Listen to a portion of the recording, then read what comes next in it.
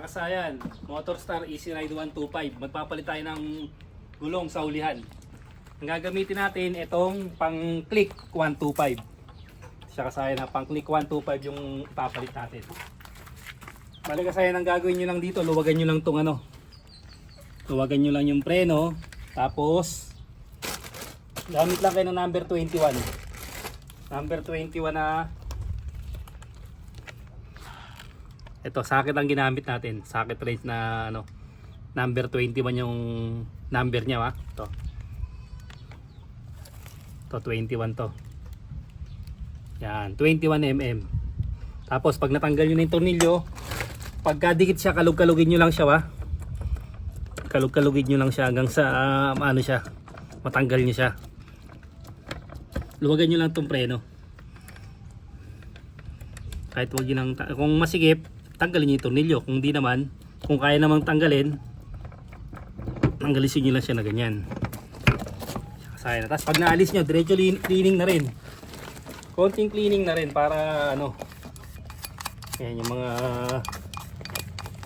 dumi-dumi niya.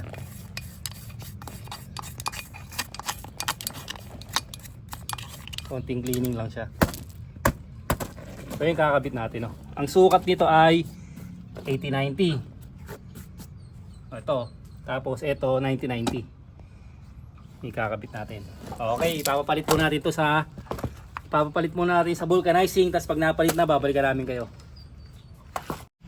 Ito na kasaya na, ilagay na natin yung pang-click. Yung pang-click na gulong na 90-90. Ayan na siya kasaya na. Ito, hindi ito katulad ng Honda Click na kailangan pang tanggalin itong tambucho, magtanggal. Dito sa Easy Ride 125, talagang easy lang siya kasi hindi mo na kailangan tanggalin pa yung tambucho pag magpapalit ka ng gulong. Yan siya kasaya na. Hindi na kailangan pang ilagay. Easy lang siya.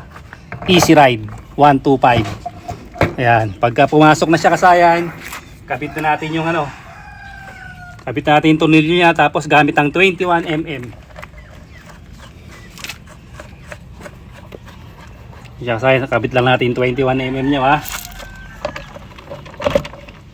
Tapos paikpit.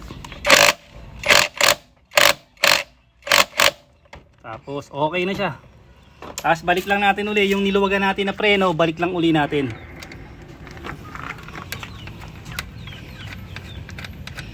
Balik lang uli siya kasayan. Ganito lang siya kasimple magpalit ng gulong. Ang nilagay natin dyan ay pang Honda Click 125 kasi nagpalit tayo dito ng malaki. 11080, ayun siya kasayan. Tinututok mo yung number. 11080 yung ginamit natin dyan. Para pag mas malaki yung gulong, mas matatag siya.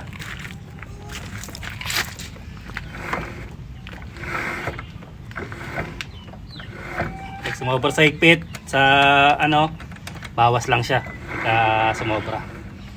Siya sa susunod, ito naman yung gagawin natin dito sa susunod, pagpapalit tayo ng gulong, ang lalagay naman natin dito yung nakalagay dito 70-90. Sa susunod, ito rin lalagay natin, Ito na ilalagay din natin pang Honda Click na pangunahan. 80-90 yung sukat. Bali, pwede siya kasaya na. Tapos napakadali na niya ilagay. Hindi mo na kailangan magbaklas ng tambucho sa Easy Ride 125. Nakikabit na natin kagad yung gulong natin. Hanggang dito na lang mga kasayan. Salamat sa panonood.